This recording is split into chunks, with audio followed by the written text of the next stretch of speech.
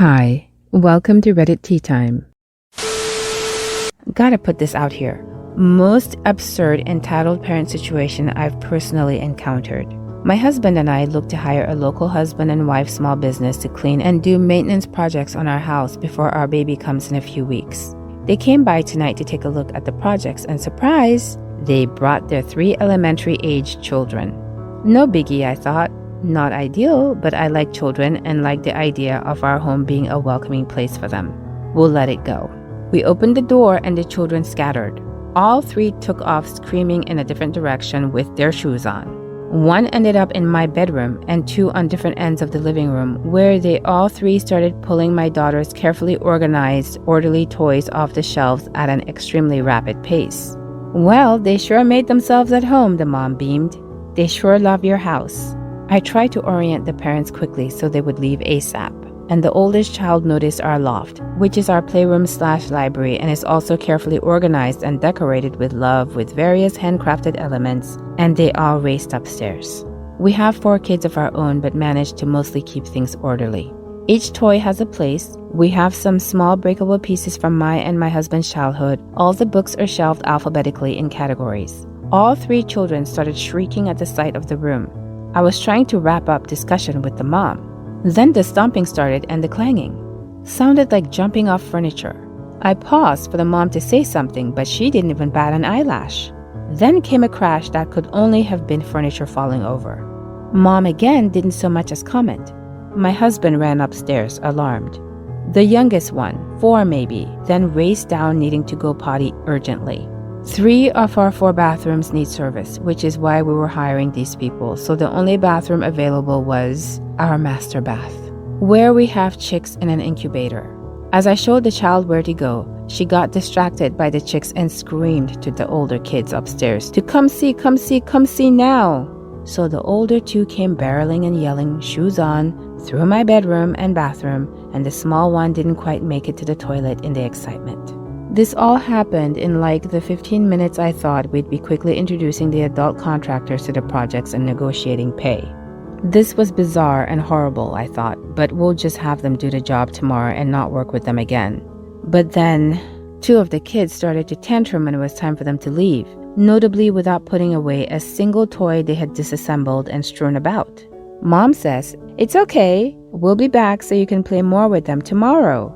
WTF? She was expecting to bring the children and leave them unsupervised in my home, or maybe she expected me to provide childcare while she performed tasks clearly unsafe for children in closed-off rooms for 7 hours? Of course, we're canceling. I'm almost too shocked to even be upset. I just checked upstairs and found a shelf of books partially toppled. Every toy in the living room is in pieces on the floor. Pee is not in the toilet. It happened so fast. I just can't. What? Now for some comments. I would be so livid. Oh my god. Did you say anything to these people about why you're canceling? They need to know. And if you found them on Angie's list and leave a review, I'm sure you'd say you didn't hire them. So then the review isn't made public and just sent as feedback to the vendor. Yikes.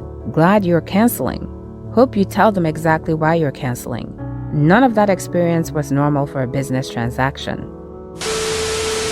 Well, I think it's fairly safe to assume I've lost a couple of friends over this, but it wasn't me what did it. This weekend, a friend of mine asked me to keep an eye on her 2 kids while she and her hubby went away for the weekend for some couple time. Her mother was initially going to watch the kids but fell through on short notice. She called me at 3 p.m. on Friday to come over in 3 hours, and my friend knew I probably wasn't doing anything, which was both hurtful and accurate. I said sure. She's got 2 kids, a girl who is 8 and a boy who is 5. They're good kids for the most part. The boy has a little bit of a snitching problem and the girl has a sharing problem, but it's 2 days. So I show up Friday after work while my friend gives me the rundown and her husband tells the kids he'll beat them with their sibling if they're bad. The kids were unimpressed. The parents leave and it's just me and the kids in the house, and it's immediate pandemonium. The brother snitches on his sister for taking an extra cookie. The sister cries to me that her brother touched her switch, and I make the executive decision that they've both got too much energy, and if they're tuckered out, they'll hopefully chill. So I asked the kids to track down bathing suits because we're going to my gym, which has a pool and guest policy. I did let Mom know what we were up to before we left and asked if it was okay if I brought my dog over.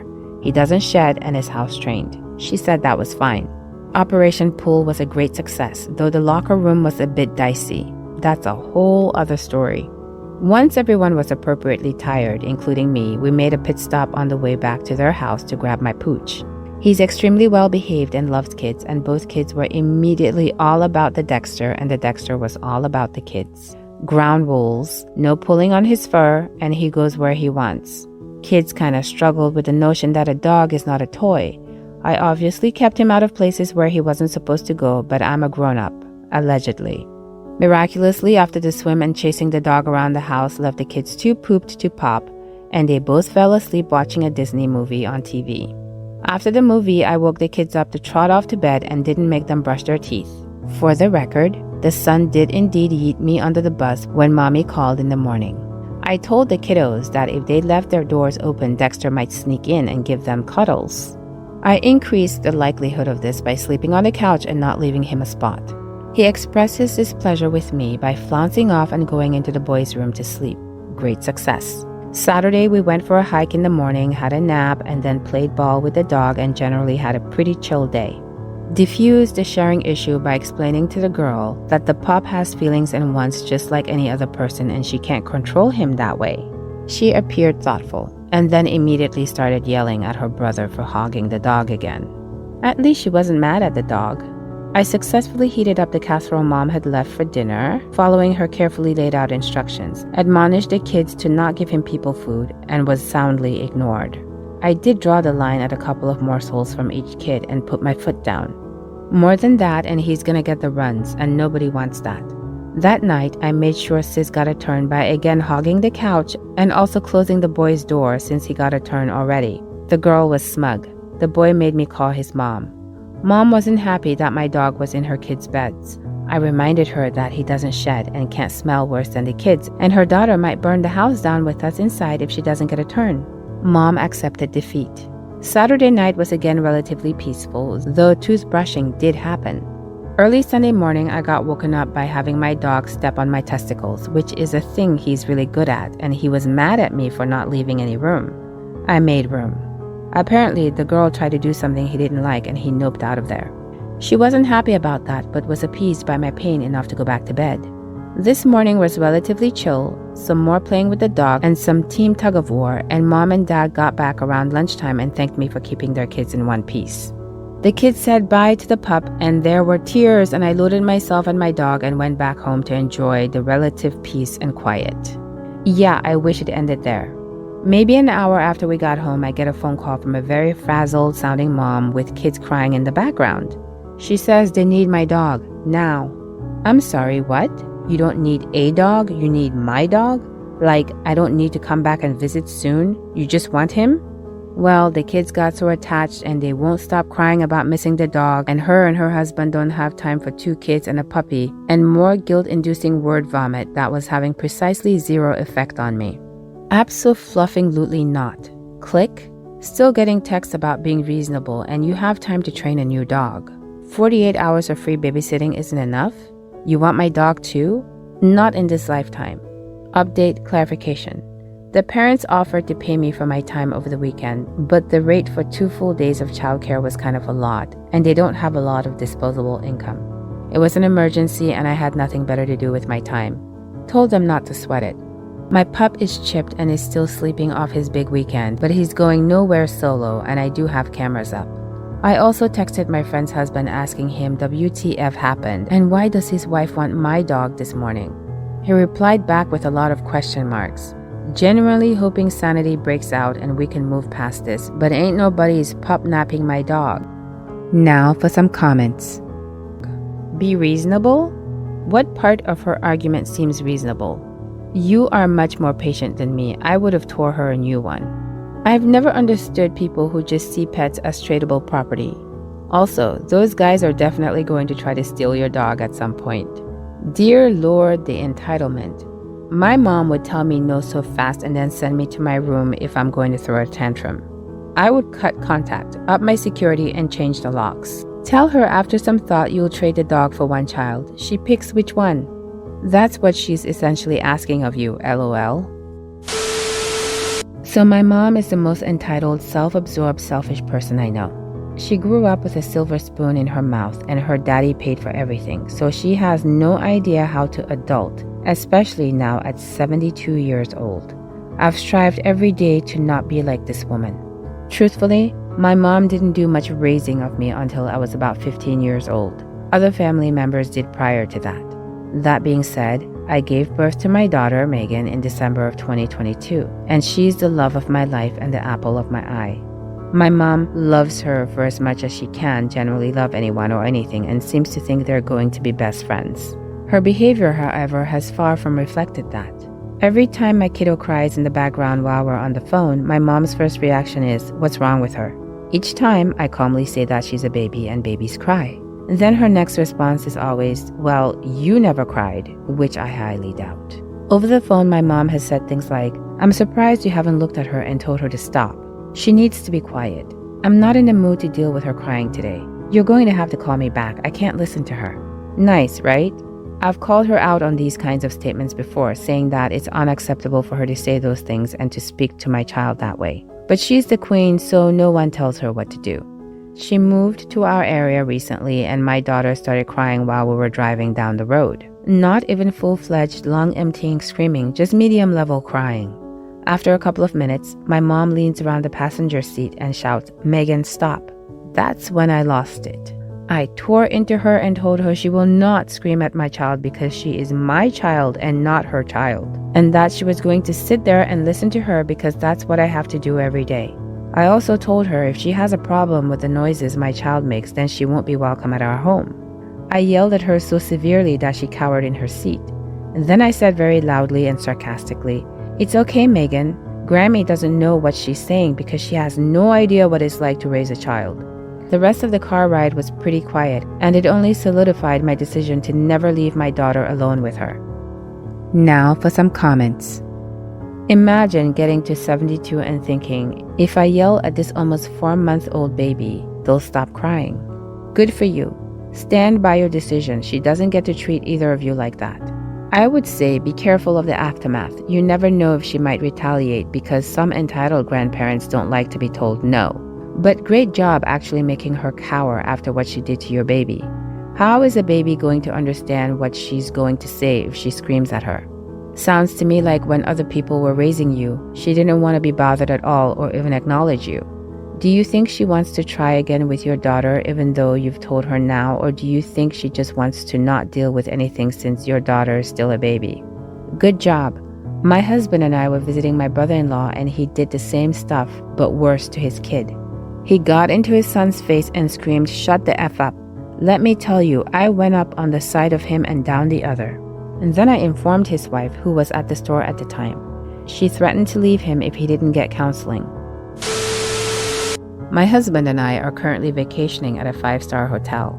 There are 2 separate pools, one for kids and families, and the Serenity/Quiet one for adults. 21 plus is enforced. Both pools are very clearly marked as such by large signs placed around the perimeters of each. We've been here for a few days and it's been literal paradise. We haven't run into many families or kids, and those that we did see were exceptionally well behaved and attended by their parents until today. We went to the adult pool and got set up on 2 chairs. The pool was in front of us and the hot tub was behind us. It was a tad chilly, so we ventured over to the hot tub where we saw a kid about 7 playing with a lot of Star Wars toys on the steps. Call me a Karen, I don't care, but this set me off. We came to this resort specifically because of the 2 very separate pools with enforced rules. I want to relax. I don't feel like hearing screaming kids on vacation. I went over to the attendant stand and asked if the hot tub was for families, and if so, was there an adults-only hot tub that we might be directed to? I knew the answer, I just didn't want to come across too aggressive. I was told that the hot tub was indeed for adults only, so I proceeded to tell both pool attendants that there was a child in the hot tub and I didn't know if his parents were nearby. You guys, both pool attendants were basically like, hell no, and walked very fast over to the hot tub and told a woman who was apparently the mother of the child that it was adults only and they had to leave. The kid was told to get out. Crying and screaming ensued, and he and the mom then just sat on the chairs. But wait, there's more. After about 5 to 10 minutes, they were still sitting on the chairs in the adult area, and again, the attendant came over and informed them that the area was adults only, and they're not even allowed to sit there, even if they're not actively using the hot tub. Entitled mom was pissed, angrily packed up their stuff, and both were ushered out of the adults area. I suspect they were there because the kids' pool area was super busy and entitled mom didn't want to deal with other kids and or couldn't score a cheer. We tipped the attendants generously on our way out and are already planning our next vacation here. I wish more businesses would realize that not everyone wants to commingle with families and kids. The best part is that this particular hotel has kids programming all day, a kids club, and the kids/family pool is actually much bigger and nicer than the adults pool. It also has kids water attractions like ones you would see at a splash pad, a huge bucket that spills water, water guns, fountains, bubblers, etc. Why would you not want to be there? Oh, I know. Because the mother is an entitled, selfish person who didn't care about her kids' enjoyment or that of the adults around her. It happened again today. We were at the adult pool again this morning, and a mother pushing a stroller with another kid in tow tried to sneak in the side entrance of the adult pool area. Not so fast. The same attendant from the above stopped them and escorted them out so fast their heads must have been spinning. The kids' pool is absolute madness right now, with it being Mother's Day, and there aren't many chairs left, so I'm guessing she thought the rules don't apply to her. This amazing attendant will be getting another generous tip today. To address a few common questions and comments, the resort is the Ritz-Carlton in Key Biscayne, Florida. Highly recommended, will definitely be returning. Someone asked, what if the child is neurodivergent or has sensory issues? I honestly don't care. If the kid's overstimulated, he can be taken back to the hotel room for some quiet time or literally anywhere else on the resort that is open and available to him. I also have sensory issues due to cancer treatment, and I'm not about to sit there and deal with someone else's poor planning. Not my problem while I'm on vacation, especially while there are multiple outlets and accommodations for children and literally only one for adults. Thank you to the parents who have offered their support and words of encouragement. The world needs more of you. Now for some comments. I don't think you're being a Karen. You're there for a reason, and people not following rules upsets other people's quiet time. The resort has a kid area and a pool, so there was zero reason the kids should have been there. A 7-year-old shouldn't be in a hot tub unsupervised regardless. The temperature is set for adult-sized bodies, and it can be dangerous for kids. Wow. We've been at a few 5-star hotels with adult pools and attendants who told us there was nothing they could do to keep kids out because management won't let them. The sign just said adults, not adults only. I had asked out of curiosity, not to complain. Thankfully, we weren't bothered too much and none in the hot tubs. I'm relieved to hear that some resorts do enforce it. I'm 27 and I live in a rather nice neighborhood near the middle.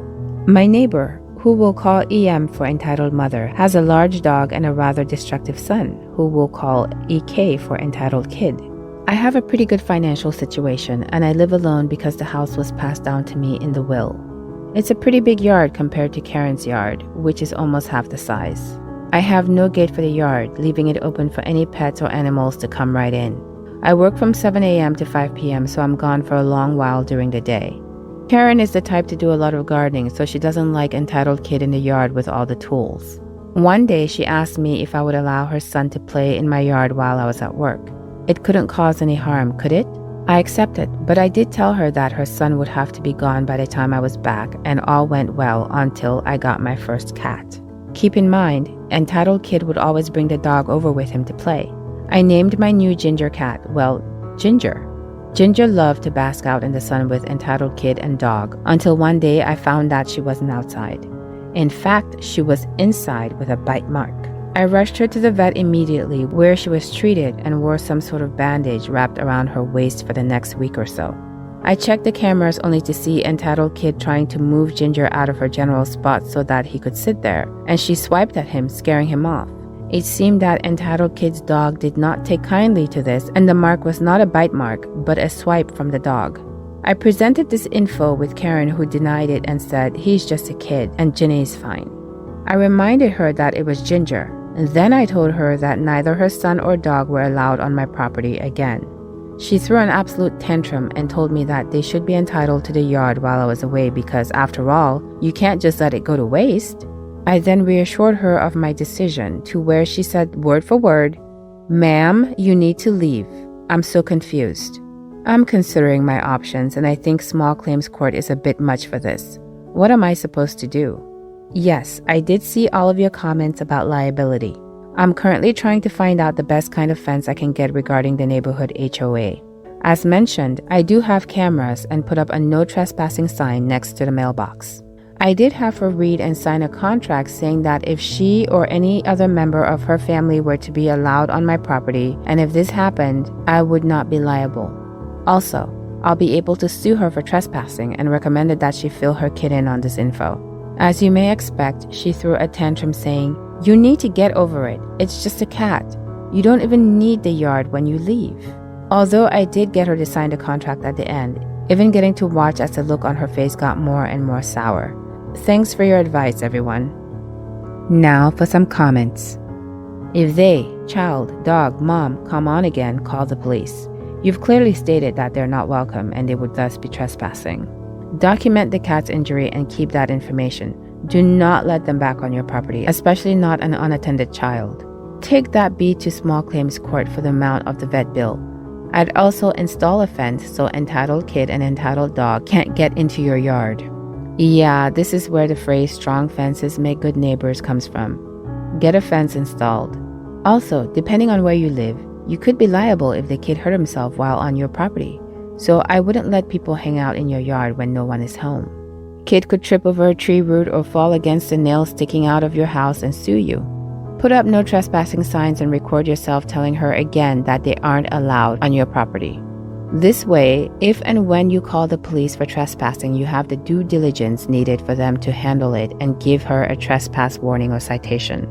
Also, for future note, yes, allowing her kid and or dog to play on your property can cause harm. You can be held liable for any injuries sustained on your property if you allow someone access. So for example, they are allowed to play on your property and your cat scratches the child, he trips and falls, whatever, she could come after you or your homeowner's insurance for the injuries. So telling them that they aren't allowed protects you from that financial liability as well as protects your cat. What do you think? Please let me know in the comments below. If you liked this story and you've made it this far, please consider subscribing. I really appreciate you spending your valuable time with me. Hopefully, I'll see you in the next Reddit story.